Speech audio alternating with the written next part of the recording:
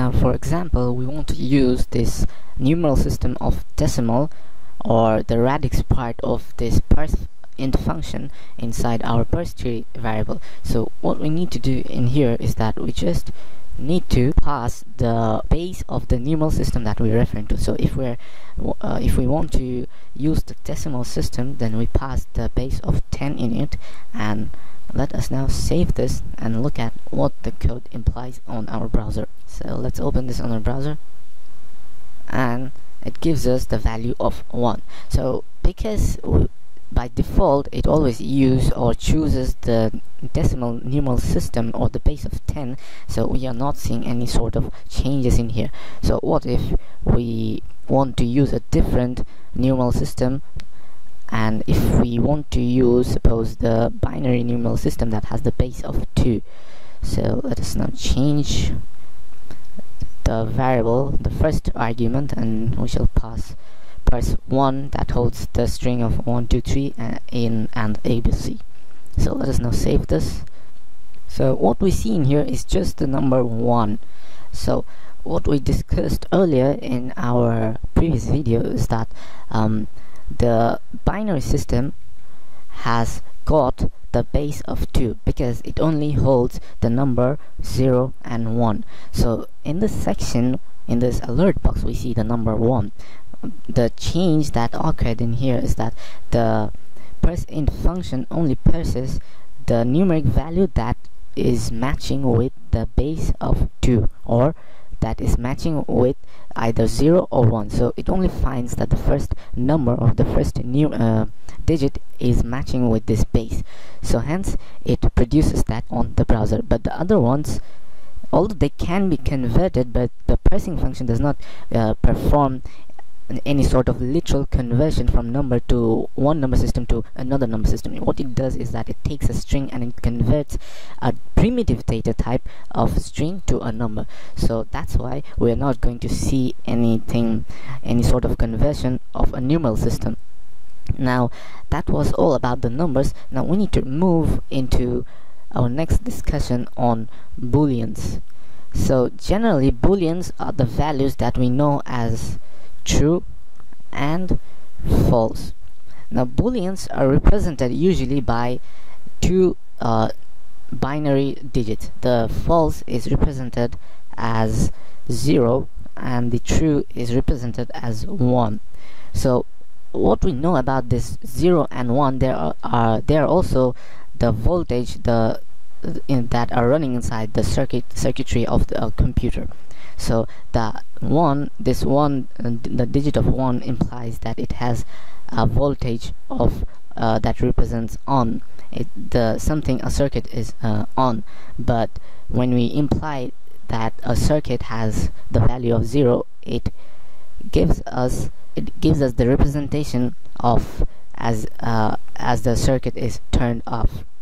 So this is actually known as bits inside the computer's memory when they're stored on them. So when you talk about bits are actually the basic fundamental or the core level of any computing memory that can be broken down into the simplest form. So basically what bits are is that when you talk about bytes are actually formed by bits. So this 1 byte of data represents 8 bits. 8 bits are actually the representation on our memory. So in a simpler term, what this bits is that the bit actually implies that it's a computer, the simplest form of computer unit. So when we talk about units, they are just like the distances, the distance that has units, the displacement in physics that has unit. So suppose we talk about a distance, we usually refer as, for example, 10 kilometers. So this kilometer is a unit that represents distance. In computing, bits is the simplest form of unit that is used to represent memory. So you can refer to my videos on assembly language and the PC organization for a detailed understanding on bits, bytes, and how memories work. So now let's move on to our topic of Boolean and truthy and falsy values. So it might seem new to you, this truthy and the concept of falsy values. So Boolean is actually the basic form of any data type. It only represents, as I've already told you, the value of true or the value of false, and they can be assigned to variables. Suppose you create a variable of Boolean, and this Boolean value can hold the value of true. This can be used in our programs to tell the browser that suppose we create a program and it holds the value of false initially for a variable. Now what it does, it tells the browser that variable won't have needs to be turned off or won't be used at the initial stage of our program, but later on that variable will be turned on by the value by assigning the value of true, because it can be used by any other codes. It can be used by a loop, it can be used by a conditional statement or a function. So we'll be talking more about those. Now every value inside JavaScript has the form of truthy or falsy. Mostly they are truthy values, but some of them are falsy values. So when we talk about string values, suppose we create a variable called we can name it as parse5, and it holds an empty string. So what it actually means is that it has no value. Now a JavaScript compiler will read it as a falsy value because it holds nothing inside it. If it had at least a single value, suppose 1, then it would mean that this is a truthy or true Boolean function. True in the sense is that it truly holds a value inside this variable, or it truly exists inside the computer's memory. But if it's just an empty string, it holds nothing, so it has no existence inside the computer's memory, so it's a falsy value. Now there are two other aspects of truthy and false.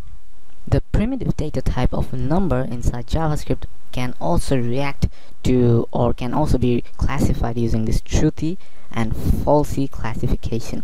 So this is actually done through the process of using, suppose we assign a value, we create a variable called number1 and we assign the value of 1 by 0.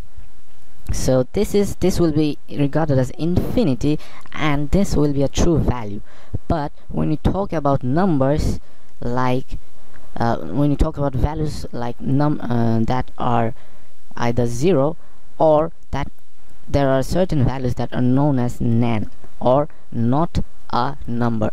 So these things are considered to be falsy values because generally 0 represents false in Boolean, as I've already told you, and nan does not represent a number inside the computer's memory, although we are actually telling the compiler that this might refer to a number.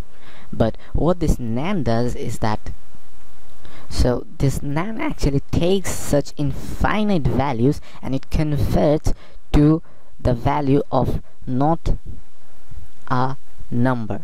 So when the compiler sees such a value, it converts it to this nan value, and it stores inside the computer's memory, although it has actually no existence inside the memory, because the computer's memory can hold a certain number of numeric values inside it. It can't hold an infinite number of values when it's being called by the compiler. So these two values, these two numeric literals, the 0 and nan, are considered to be false or falsy values inside the computer's memory. Now that was about the Boolean and the truthy and falsy concept. Now let us next move on to the other two data types that we know as undefined and null. So these things might seem similar at the first glance, but they are quite different in their approach when we use them inside variables and when we use them inside objects. We haven't yet discussed about objects, but we'll soon be looking at what objects can do and how they react and what can be done with them. But let us first start with the discussion on undefined. When we declare a variable with this var keyword, suppose I declare a variable called parse5, this parse5, and I end it with the semicolon, this parse5 actually has no existence inside the computer's memory because it's uninitialized. What it means by uninitialized is that it holds no value. It has got no value inside it. Because it has got no value inside it, what the compiler does, it takes this undefined keyword and it tells the computer's memory that this is yet to be defined. So once it's defined, it can store a certain number of values inside the computer's memory. Until then, it has no existence, and hence it is undefined. It's not defined yet by the programmer. And what this null value refers is that it's an empty object. We'll be talking more about objects, but for a shorter or a briefer explanation, let's have a look at it. So when we talk about objects, objects are created with a variable assignment in a manner of using curly braces. So when we talk about curly braces, we can include their own properties. So this might seem a little confusing at first, but let us look at an example. Suppose I create the variable of parse6 and it holds the value of null. So when I tell the compiler that it must hold a value of null, the compiler understands and tells the computer that the programmer is going to use this variable as an object. You can think of objects as real life objects or as real world objects that we use every day. So this might make your understanding a little bit easier. So when you talk about objects, they have certain behaviors, they have certain properties, they have certain attitudes. So these objects do also have certain behaviors, and they behave in specific manners when they are called. Now when we tell the compiler that this parse6 variable holds the value of null, it tells the compiler that this variable needs to be reserved because it's going to be used for an object, and this cannot be used as a simple variable like for storing strings or for storing numerals. So when we use this variable as an object, this needs to store all its properties inside the computer's memories.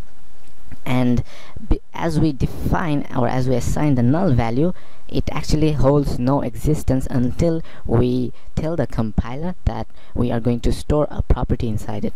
So we're going to look into it more in our later videos, so don't worry about that. Now the last thing that I'm going to discuss about how we can determine a data type of a certain value. So this is really important because suppose you create an user form and your user types in something and you might have no idea what he's gonna type. So you can use an operator called type of, which gives you in a string format what sort of primitive data type does those characters or does those value belong to. So let us now expand on to this concept.